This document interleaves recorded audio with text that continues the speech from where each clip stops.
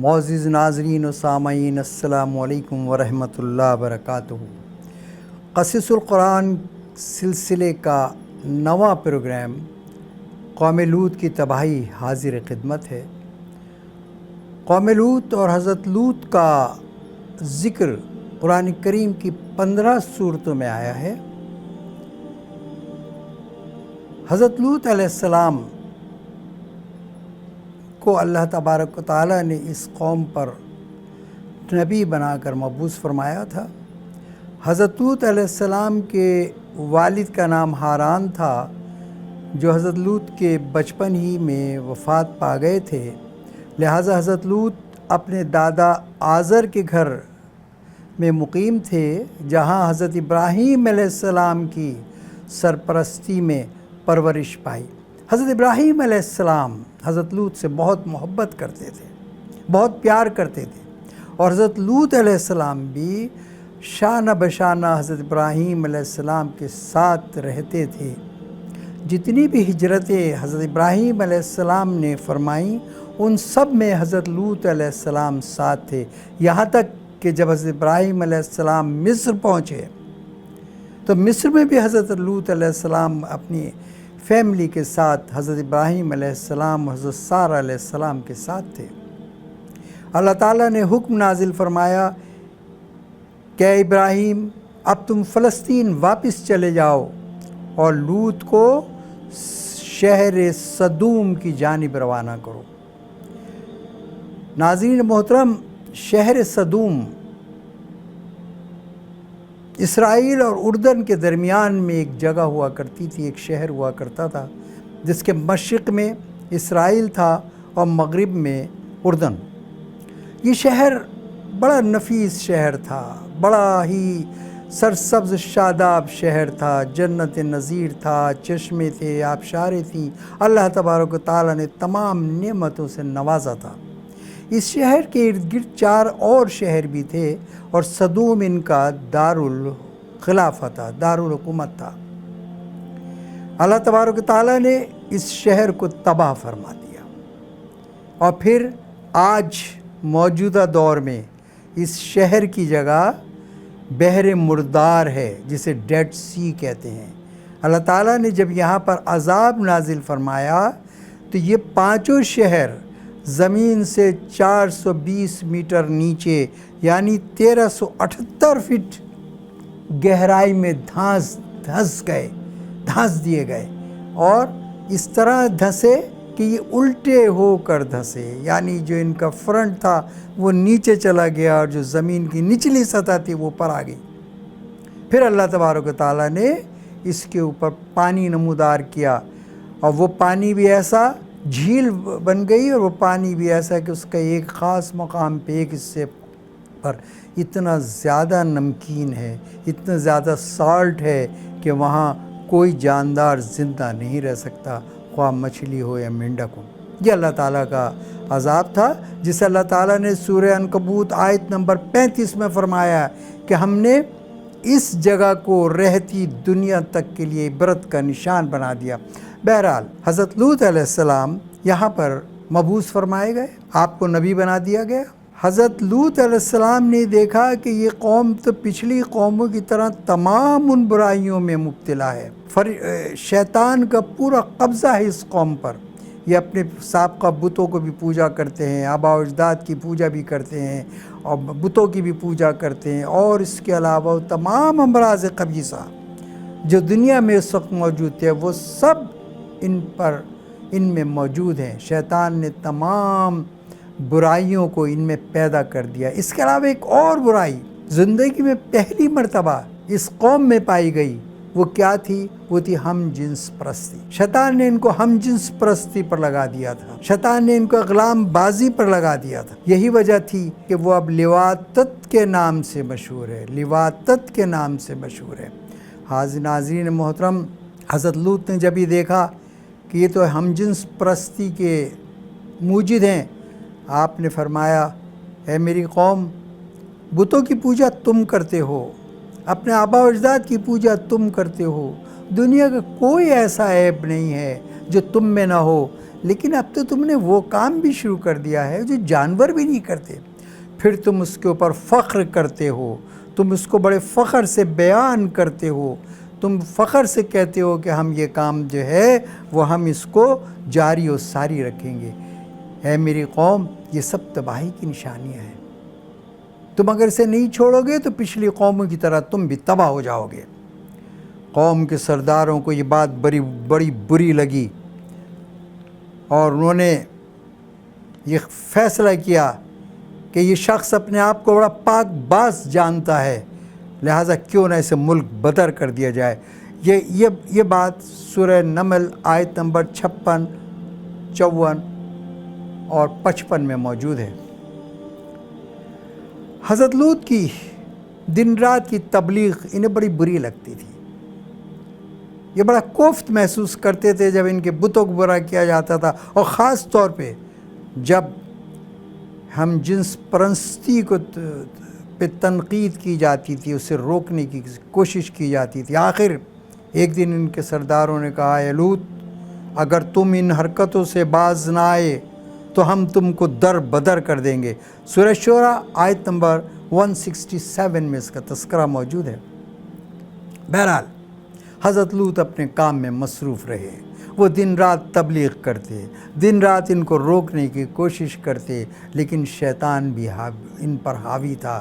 یہ کسی طور پہ سمجھنے کی کوشش اس میں نہ تھے۔ غرور و تکبر، پیسہ، دولت، آسائشیں، آرائشیں نے ان کے کان بہرے کر دیے تھے، ان کی آنکھوں پہ پردہ ڈال دیا تھا، ان کی سوچنے سمجھنے کی صلاحیتوں کو مفلوج کر دیا تھا۔ آخر ایک وقت وہ بھی آیا کہ انہوں نے کہا کہ اے لوط، تم ہمیں جس عذاب سے ڈراتے ہو اور تم یہ کہتے ہو کہ عذاب الہی آ جائے گا، وہ عذاب لا کر دکھا دو۔ سورہ عنکبوت آیت نمبر 29 میں اس کا تذکرہ موجود ہے۔ یہ وہی بات تھی جو سورہ لوط سے پہلے قوم نوح نے حضرت نوح سے کہا تھا کہ اے نوح، ہم پر عذاب لا کر دکھاؤ۔ یہ وہی بات تھی جو قوم عاد نے حضرت ہود سے کہا تھا کہ اے ہود، ہم پر عذاب لا کر دکھاؤ۔ یہ وہی بات تھی جو قوم سمود نے حضرت صالح سے کہا تھا کہ ہم پر عذاب لا کر دکھاؤ۔ آج یہی بات یہ قوم لوط بھی کہہ رہی ہے۔ بس یہ وہ لمحہ تھا کہ جب حضرت لوط نے محسوس کر لیا کہ یہ میری بات نہیں مانتے، یہ میری بات نہیں مانیں گے، یہ اس کفر کو نہیں چھوڑیں گے، پھر انہوں نے اللہ تعالیٰ سے رجوع کیا اور فرمایا، اے میرے پروردگار، یہ لوگ میری بات نہیں مانتے، تو مجھے نصرت عطا فرما۔ آیت نمبر عنکبوت کی آیت نمبر 30 میں اس کا تذکرہ موجود ہے۔ اللہ تعالیٰ نے فرمایا، اے لوط، تم فکر نہ کرو، ہم اس قوم پر عذاب الہی نازل کریں گے، ہم اس قوم کو تباہ کر دیں گے۔ اللہ تعالیٰ نے 3 فرشتے مقرر فرمائے، حضرت جبرائیل علیہ السلام، حضرت میکائیل علیہ السلام، حضرت اسرائیل علیہ السلام، کچھ مفسرین نے حضرت اسرافیل علیہ السلام لکھا ہے۔ یہ تینوں فرشتے خوبصورت نوعمر لڑکوں کی صورت میں دنیا میں آئے، اور سب سے پہلے انہوں نے حضرت ابراہیم علیہ السلام کے گھر کا دروازہ کھٹکھٹایا۔ حضرت ابراہیم علیہ السلام باہر آئے، دیکھا کہ 3 اجنبی ہیں، ان کو گھر کے اندر بلایا بٹھایا۔ حضرت ابراہیم علیہ السلام کو محسوس ہوا کہ یہ اجنبی ہیں اور لمبا سفر کر کے آئے ہیں، لہٰذا فوری طور پہ ایک بچھڑا بھنوا کے ان کے سامنے پیش کیا۔ یاد رکھیے، کوئی بکرا نہیں تھا، کوئی دمبا نہیں تھا، کوئی بھیڑ نہیں تھا، ایک گائے کا بچھڑا تھا۔ پورا بچھڑا ان کے سامنے پیش کیا اور کہا کہ اے میرے اجنبی مہمانوں، تم طویل سفر کر کے آئے ہوگے، تم میرے مہمان ہو، پہلے تم کھانا کھاؤ، اس کے بعد ہم تم سے بات کریں گے۔ فرشتوں نے ہاتھ نہیں لگایا۔ حضرت ابراہیم علیہ السلام نے 1-2 دفعہ ان سے درخواست کی، لیکن فرشتے پھر بھی ٹس سے مس نہ ہوئے، تو حضرت ابراہیم علیہ السلام کو کچھ شک سا ہوا۔ حضرت ابراہیم علیہ السلام نے فرمایا، اے میرے مہمانوں، تم اپنے آنے کا مقصد بتاؤ اور یہ بتاؤ کہ تم کون ہو۔ فرشتوں نے کہا، اے ابراہیم علیہ السلام، ہم اللہ کے فرشتے ہیں اور آپ کے پاس اس لیے آئے ہیں کہ آپ کو اللہ کا پیغام پہنچائیں کہ جلد اللہ آپ کو ایک بیٹے سے نوازیں گے، اسحاق اور یعقوب سے نوازیں گے۔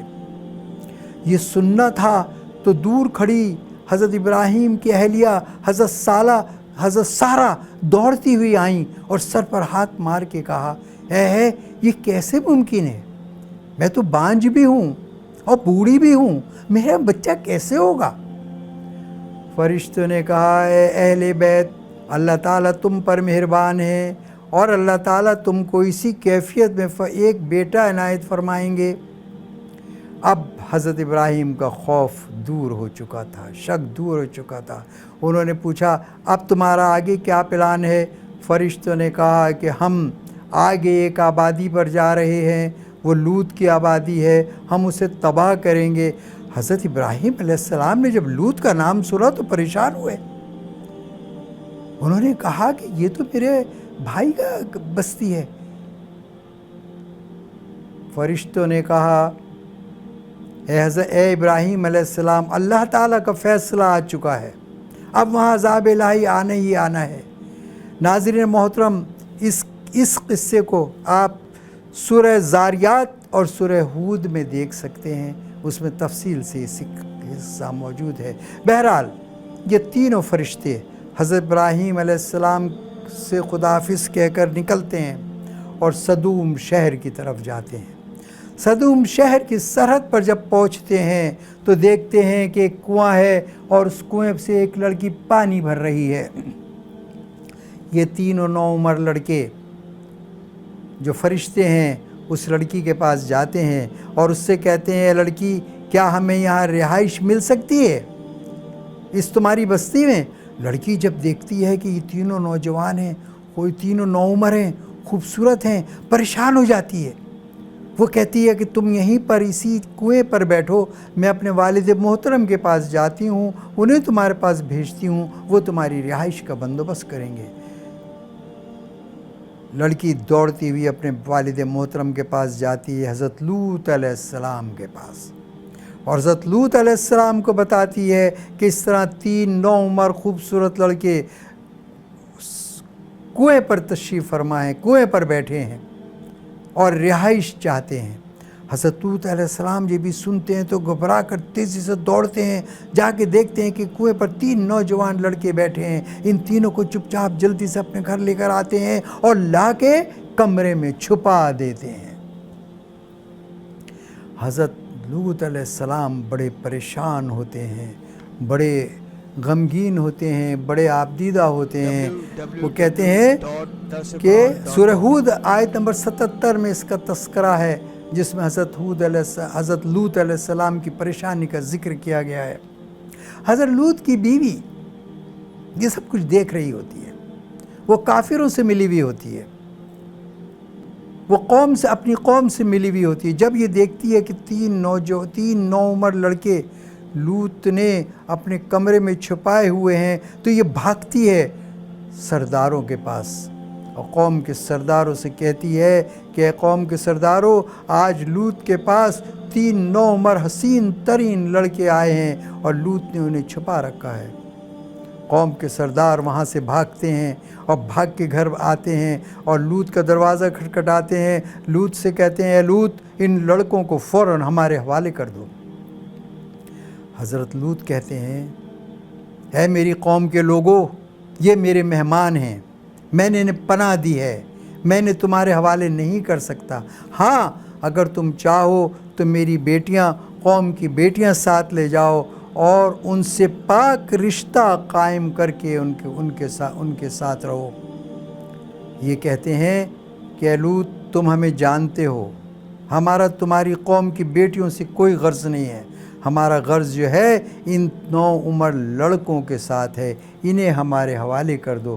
اس واقعے کا قصہ سورہ ہود ہی میں موجود ہے اور سورہ ہود کی آیت نمبر 77، 78، 80 میں اس کی تفصیل آپ دیکھ سکتے ہیں۔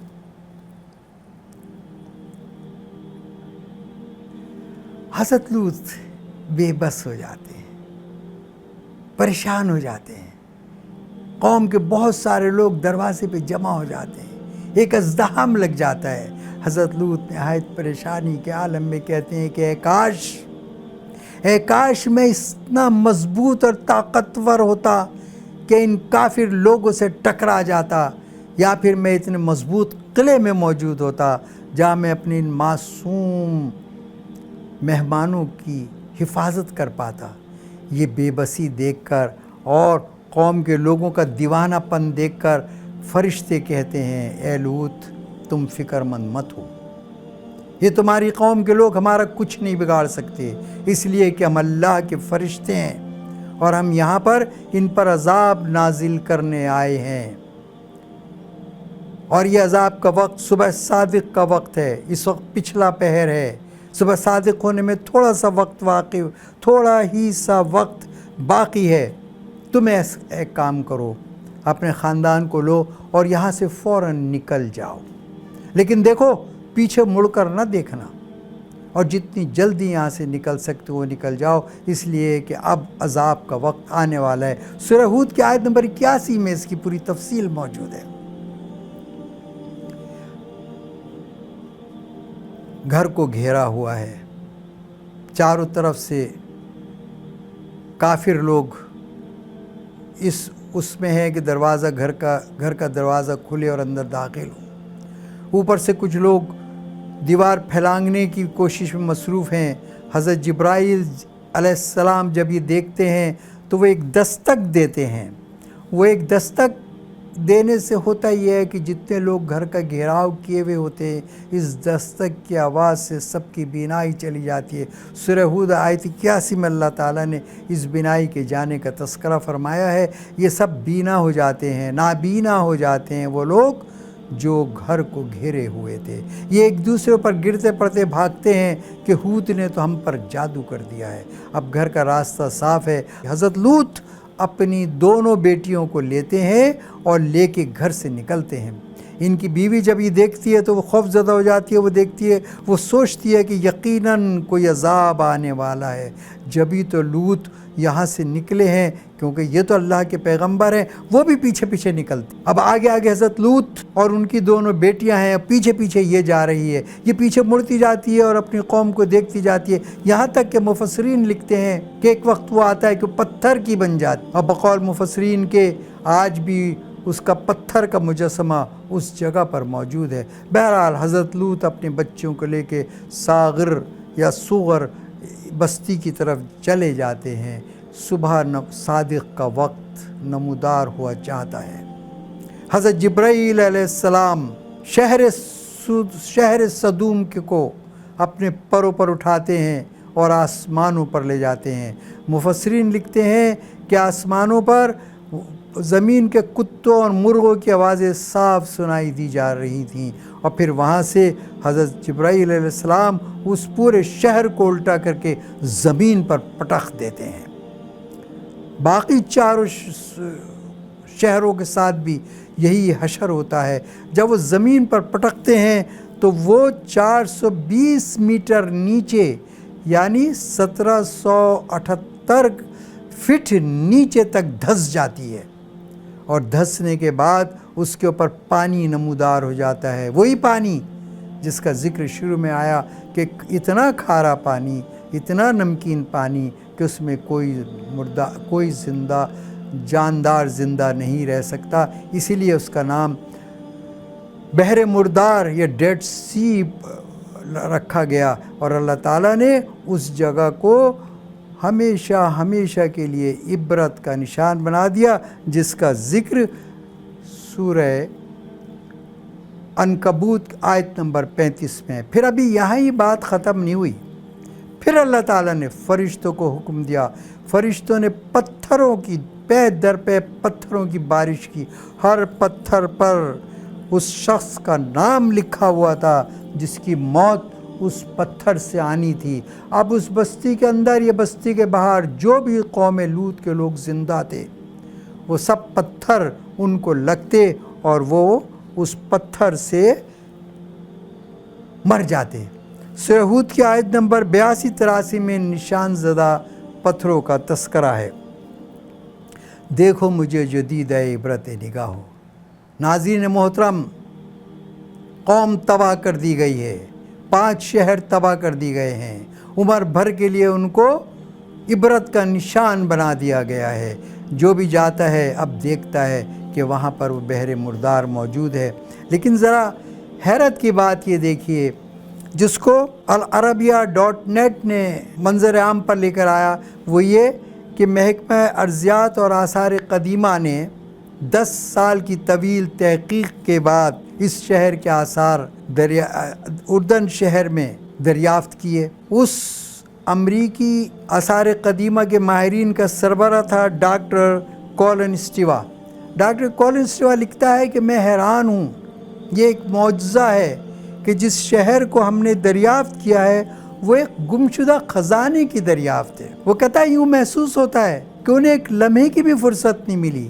جو شخص جو کام کر رہا تھا اسی کام کے دوران اس کی موت آ گئی اور وہ اسی طرح سے مر گیا اور تباہ ہو گیا۔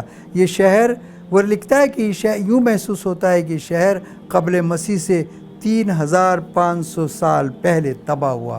اب ذرا بدکاروں کو اللہ کا پیغام دیکھ لیجئے کہ اللہ تعالیٰ کے معاملات دیکھیں کہ امریکہ جو ہم جنس پرستی کا اور مادر پدر آزاد کلچر کا اور سیکس فری سوسائٹی کا سرپرست اور رہنما ہے، اسی امریکہ کے ماہرین آثار قدیمہ نے اس شہر کو دریافت کیا ہے، اور اس شہر کو دریافت کر کے یہ واضح اللہ کا پیغام پہنچا دیا ہے کہ دیکھو تم جو کچھ بھی آج کر رہے ہو، اللہ تعالیٰ کو سب کا علم ہے، اللہ تعالیٰ سب کچھ جانتے ہیں۔ تم سے پہلے بھی اس فعل بد کے مرتکب سرکشوں، نافرمانوں، ملعونوں کو ہر خائن و خاسر کے لیے عبرت کا مثال قائم کر دیا گیا ہے۔ قوم لوط کی تباہی کی داستان ان تمام بدبختوں کے لیے بھی باعث عبرت ہے جو اسلامی جمہوریہ پاکستان کی سڑکوں پر میرا جسم میری مرضی کے شرمناک نعرے لگاتے ہیں، اور حکومت پاک وقت تمام سہولیات کو فراہم کرتی ہے۔ ناظرین محترم، ذرا اپنے آس پاس نظر دوڑائیے، یہ اچانک عمارتوں کا گرنا، یہ اچانک دریاؤں کا غضبناک ہونا، یہ کس بات کی نشانی ہے؟ یہ سب عذاب الہی تو ہے۔ مانا کہ قوم محمدی پر عذاب الہی ترکہ طور پہ نہیں آ سکتا کہ حضور سے وعدہ ہے، لیکن انفرادی عذاب تو ہمیں اپنے چاروں طرف نظر آتا ہے۔ دریا غضبناک ہو رہے ہیں، سیلفیاں لی جا رہی ہیں، بے شرمی و بے حیائی کی انتہا ہے، اور جب دریا غضبناک ہوتے ہیں تو اس غضبناک کی بھی سیلفیاں لی جاتی ہیں۔ آج ذرا جا کے دیکھ لیجئے، ہم نے آپ کو 4 قوموں کی تباہیوں کی کہانیاں سنائی ہیں، جا کے ان کے آثار قدیمہ پر دیکھ لیجئے، وہ سب پکنک کے اڈے بنے ہوئے ہیں۔ وہاں پہ سب پہ سیلفیاں لی جاتی ہیں، وہاں پہ سب پہ ہم یہود و نصارہ نے اس عبرت کے نشان کو جو مسلمانوں کے لیے عبرت کا نشان تھا، اس کو انہوں نے عیاشی کا اڈا بنا دیا ہے۔ آج ہماری کیفیت تو یہ ہے کہ ہم چاہے بری جگہ پر جائیں چاہے اچھی جگہ پر جائیں، ہم تو سیلفیاں لیتے ہیں۔ آقا دو جہاں تاجدار مدینہ احمد مجتبیٰ محمد مجتبیٰ صلی اللہ علیہ وآلہ وسلم کہ جب دربار میں حاضر ہوتے ہیں تو وہاں بھی سیلفی لی جاتی ہے۔ اللہ کے گھر پر جب جاتے ہیں تو وہاں بھی سیلفی لاتی ہے۔ حقیقت تو یہ ہے کہ باپ کی میت پڑی ہوئی ہے اور بیٹا یہ کہہ رہا ہے کہ ذرا مجھے باپ کی میت کے ساتھ ایک سیلفی لینے دو۔ میرے محترم، یہی سب چیزیں ہیں۔ یہ آج اچانک جو آج کل ہم پر عذاب الہی نازل ہو رہا ہے، میں آپ کو بتاؤں کہ روڈ ایکسیڈنٹ کے بعد سب سے زیادہ مواد جو پاکستان میں ہو رہی ہیں وہ سیلفیوں کے بدولت ہو رہی ہیں۔ تو ہمارے آباء و اجداد کا تو یہ طریقہ کار نہ تھا۔ ہم قرآن سے دور ہوتے چلے جا رہے ہیں۔ آج درسقرآن.com اگر ہمیں نصیحت کی بات کرتا ہے، درس کی بات کرتا ہے، واعظ و نصیحت کی بات کرتا ہے، تو ہماری کوشش یہ ہوتی ہے کہ صرف 2 منٹ کی مووی ہو، صرف 3 منٹ کی ریکارڈ ہو۔ اس سے زیادہ تو ہمارے پاس وقت ہی نہیں ہے کہ ہم درس قرآن کے پروگرام کو سن لیں۔ ہاں، اگر کوئی انڈین گانا ہوتا، کوئی انڈین فلم ہوتی تو ہم 2 گھنٹے بھی دیکھ سکتے ہیں۔ میرے بھائی، ہمیں اپنے آپ کو سوچنا ہوگا، ہمیں اپنے گریبان میں منہ ڈالنا ہوگا۔ آج یہ مختصر سے لوگ درس قرآن کے پلیٹ فارم سے آپ کو جو درس دے رہے ہیں، یہ اللہ تعالیٰ ہی کا تو حکم ہے کہ کوئی ایک ایسی جماعت تو ہو جو اللہ کے احکام کو زندہ رکھے، اللہ کے معاملات کو زندہ رکھے، تبلیغ الہی کو آگے بڑھائے۔ ہمارے جو بزرگ تھے اگر وہ کامیاب تھے تو کیوں کامیاب تھے؟ اس لیے کامیاب تھے کہ انہوں نے قرآن کو سختی سے پکڑا ہوا تھا۔ علامہ اقبال نے کیا فرمایا ہے؟ وہ زمانے میں معزز تھے مسلمان ہو کر، اور تم خوار ہوئے تارک قرآن ہو کر۔ تو ہم سب کو اپنے اپنے گریبانوں میں منہ ڈالنا ہوگا، اپنے گھروں کا جائزہ لینا ہوگا، اپنے آپ کا جائزہ لینا ہوگا۔ ہم جب خود صحیح ہو جائیں گے، ہم جب خود دین پر عمل کریں گے، ہم جب خود دین کی قوتوں کو مضبوط کریں گے، تو یقین کیجئے پھر تحریک اسلامی مضبوط ہوگی، اور پھر اسلامی انقلاب کو کوئی نہیں روک سکتا۔ وما علینا الا البلاغ۔ سوشل میڈیا پر سب سے قدیم اور سب سے ریلائبل برانڈ درسقرآن.com